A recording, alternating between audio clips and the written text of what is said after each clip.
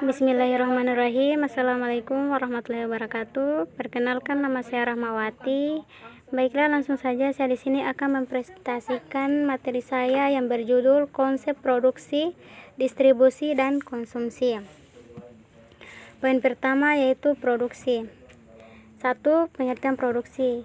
Pengertian produksi di sini dapat dibedakan menjadi dua, yaitu dalam arti sempit dan dalam arti luas. Dalam arti sempit yang dimaksud yaitu produksi setiap kegiatan atau usaha untuk menghasilkan barang, sehingga jika tidak ada wujud barang yang dihasilkan maka kegiatan itu tidak termasuk produksi.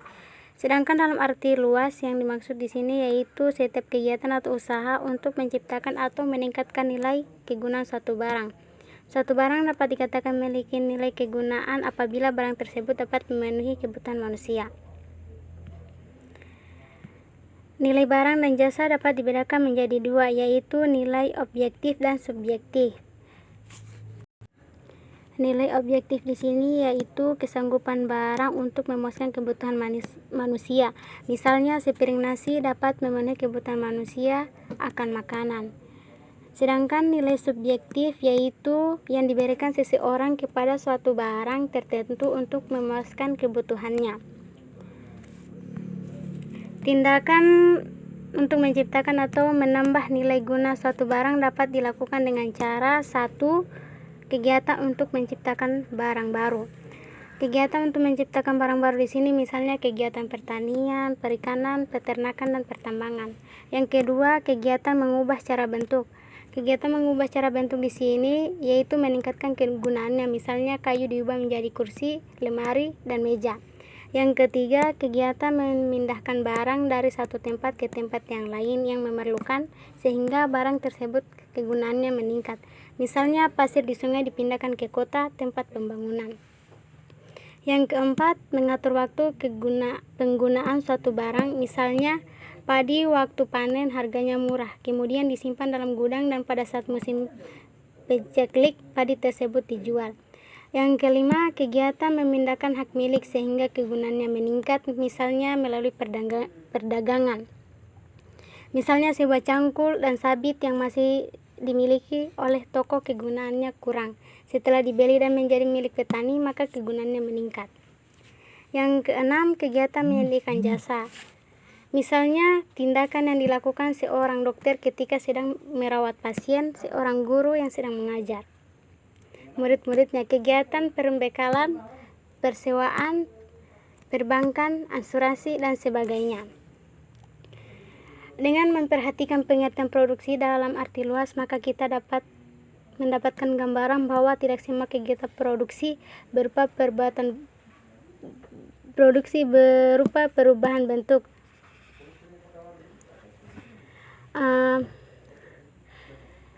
Kegiatan produksi di sini yaitu setiap kegiatan mempunyai tujuan tidak terkecuali kegiatan produksi. Tujuan produksi di sini yaitu baik perseorangan maupun perusahaan adalah mencari laba atau keuntungan.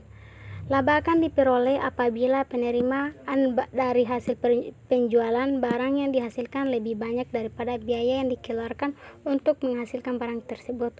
Oleh sebab itu, seorang produsen tidak akan memproduksi apabila tidak mendapatkan laba. Sebaliknya, apabila laba yang diperoleh itu semakin banyak, maka produsen akan terdorong untuk menghasilkan barang lebih banyak. Poin kedua, faktor-faktor produksi. Adapun yang dimaksud dengan faktor-faktor produksi di sini adalah yaitu sesuatu yang diperlukan dalam melakukan proses produksi. Faktor-faktor produksi tersebut antara lain yaitu A. Sumber daya alam atau natural resource.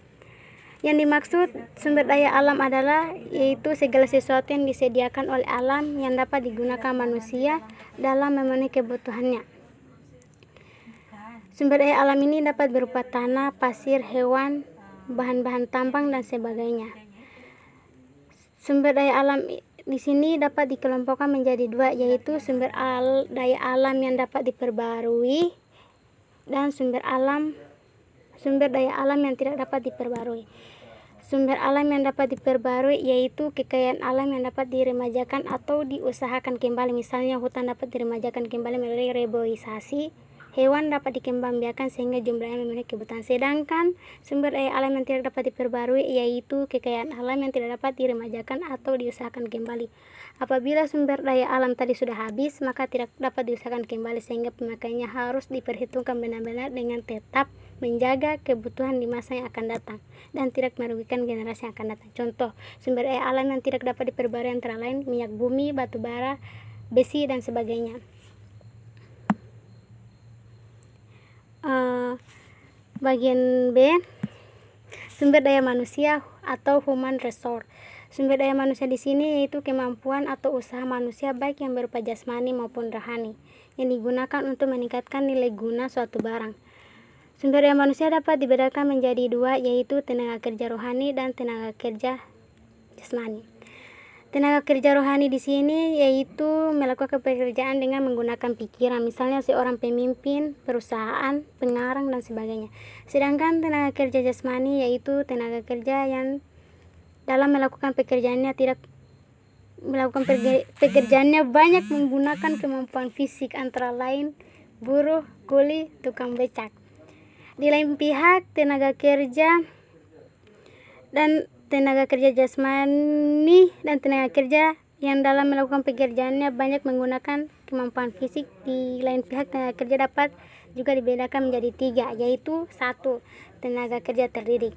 Tenaga kerja terdidik di sini yaitu tenaga kerja yang memerlukan proses pendidikan yang diselenggarakan oleh lembaga pendidikan formal. Sebagai contoh yaitu dokter, insinyur, dan guru. Sedang yang kedua, tenaga kerja terlatih. Tenaga kerja terlatih di sini yaitu tenaga kerja yang dihasilkan melalui latihan yang dilakukan secara terus-menerus. Contohnya penjahit, supir, dan tukang cukur. Yang ketiga, tenaga kerja yang tidak terdidik. Di sini tenaga kerja yang tidak terdidik atau tidak terlatih yaitu tenaga kerja yang tidak memerlukan pendidikan tertentu maupun latihan tertentu. Contoh tukang sapu, buruh gendong, pesuruh. Yang ke bagian C, sumber daya modal atau capital resource. Sumber daya modal di sini yaitu daya atau barang yang dihasilkan untuk dipakai menghasilkan barang atau jasa selanjutnya. Contohnya di sini adalah uang. Dilihat dari asal atau sumber modal, maka modal dapat dibedakan menjadi dua modal, yaitu modal asing dan modal sendiri. Modal asing di sini adalah modal yang berasal dari pinjaman, baik yang berasal dari perseorangan atau perusahaan. Sedangkan modal sendiri yaitu modal yang berasal dari pemilik atau calon pemilik. Bagian D, keterampilan pengusaha atau skill. Keterampilan pengusaha atau skill di sini yaitu pengusaha di sini harus bertanggung jawab terhadap suatu usaha dan berani mengambil inisiatif yang mengambil keputusan serta berani menanggung segala risiko. Tugas pengusaha di sini yaitu mengatur dan menentukan serta mengkombinasikan berbagai faktor produksi dan menghasilkan barang dan jasa. Oleh sebab itu, seorang pengusaha perlu memiliki keterampilan dalam hal mengkombinasikan faktor produksi alam, tenaga kerja, modal untuk menghasilkan barang dan jasa.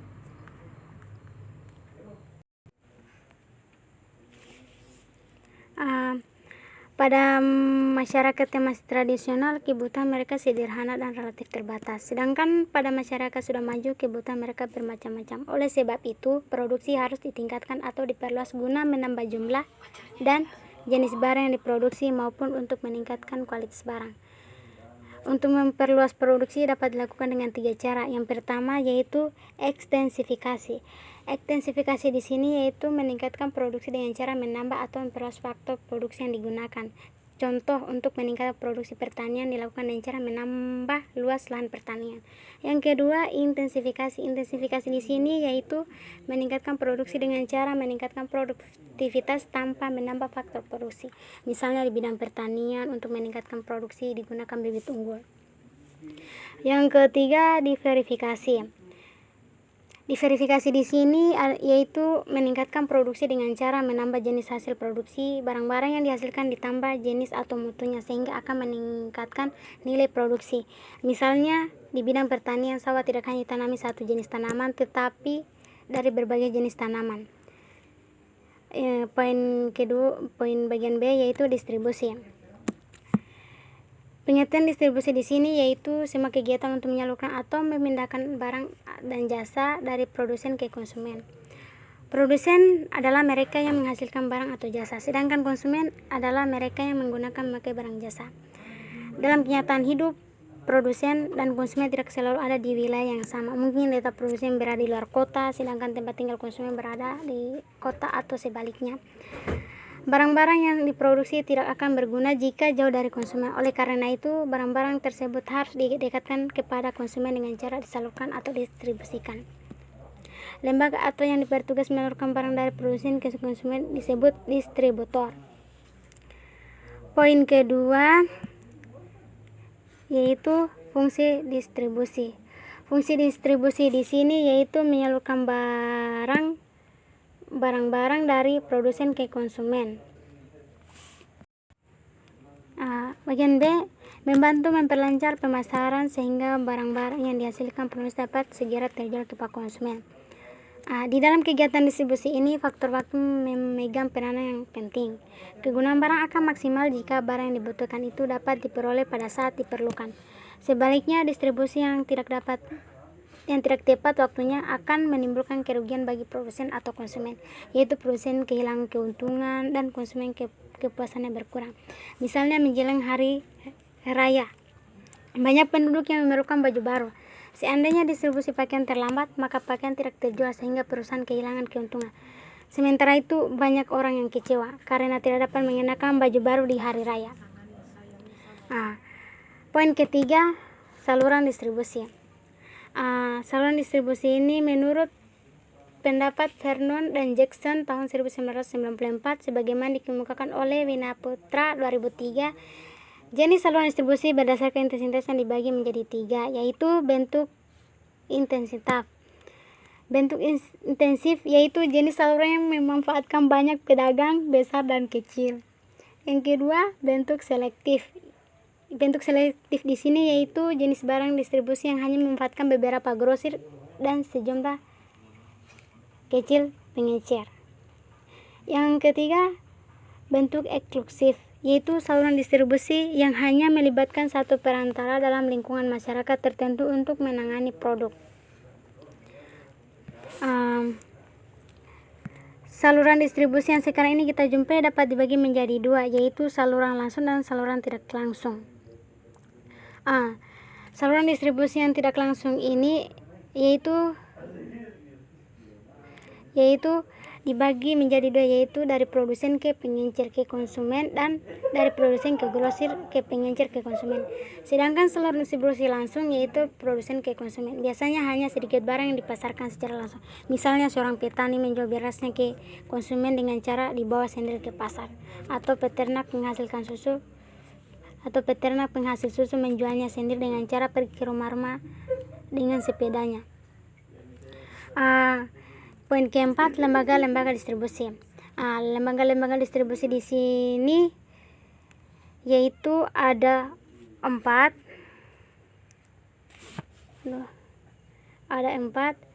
Yang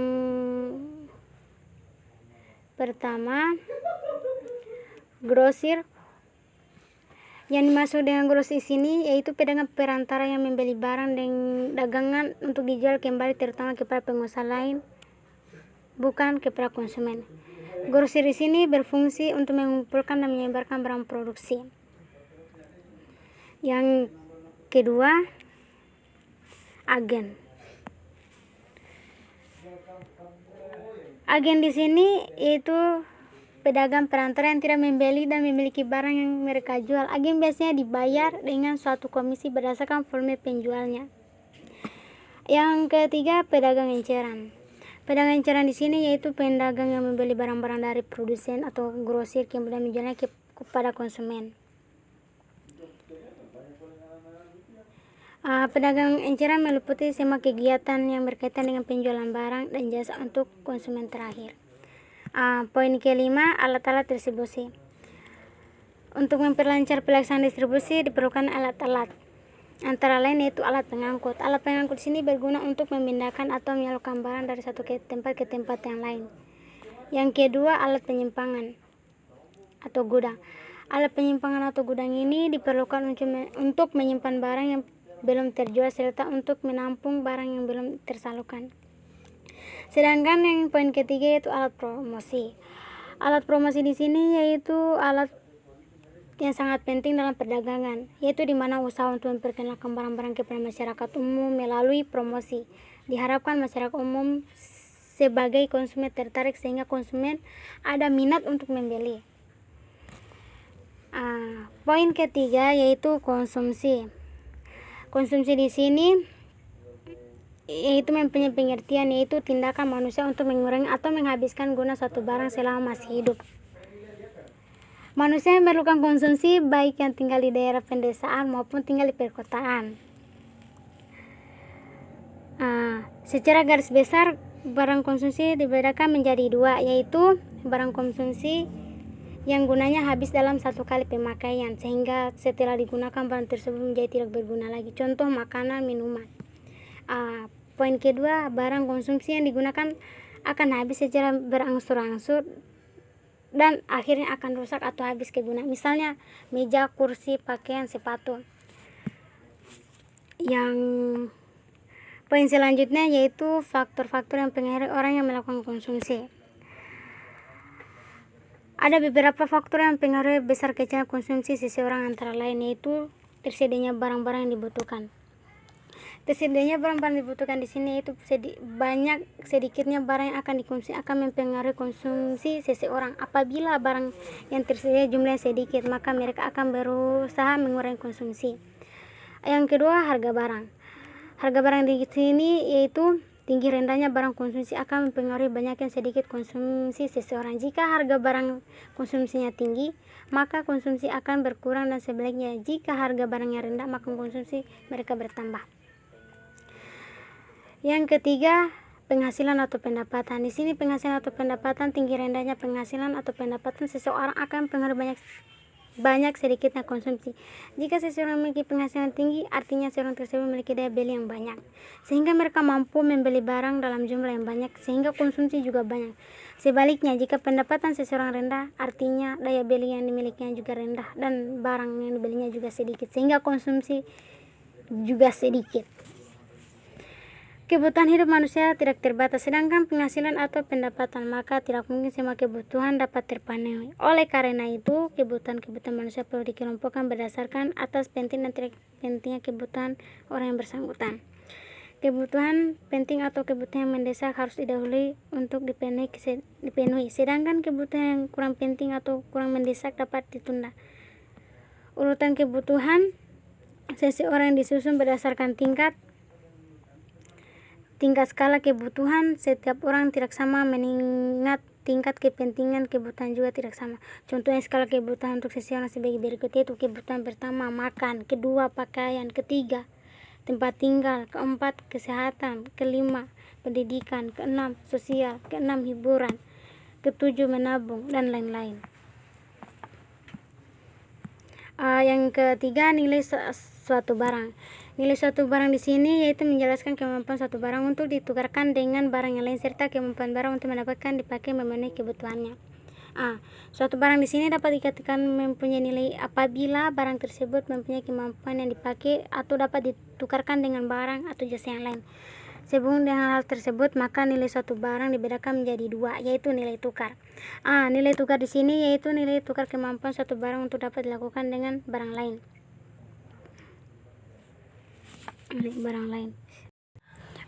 Nilai tukar ini dapat dibagi menjadi dua, yaitu nilai tukar objektif dan nilai tukar subjektif. Nilai tukar objektif di sini yaitu kemampuan suatu barang karena barang tersebut dapat ditukarkan dengan barang lain. Misalnya, sepeda motor dapat ditukarkan dengan 3 televisi. Sedangkan nilai tukar subjektif yaitu yang diberikan oleh seseorang terhadap satu barang dan setiap orang dapat berbeda-beda. Misalnya, seseorang menganggap bahwa handphone itu sangat berarti sehingga memiliki nilai yang tinggi, sehingga tidak boleh jikanya ditukar dengan sebuah radio. Sebaliknya, ada yang menganggap bahwa radio memiliki arti yang sangat penting sehingga nilai radio itu sangat tinggi. Akibatnya, orang tersebut menghendaki Satu radio dapat ditukar dengan 2 sepeda atau lebih. Selanjutnya di sini itu nilai pakai.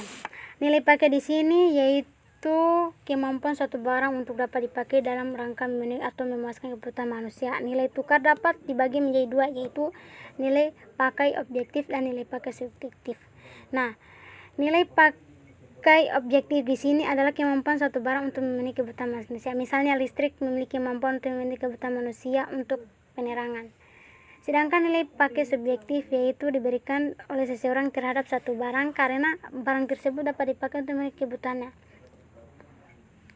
Misalnya cangkul bagi seorang petani merupakan barang yang sangat penting sehingga mempunyai nilai pakai yang tinggi.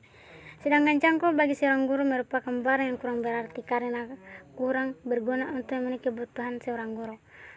Oke, mungkin itu saja pemaparan dari materi saya. Kurang dan lebihnya mohon dimaafkan. Wabillahi taufiq wal hidayah. Wassalamualaikum warahmatullahi wabarakatuh.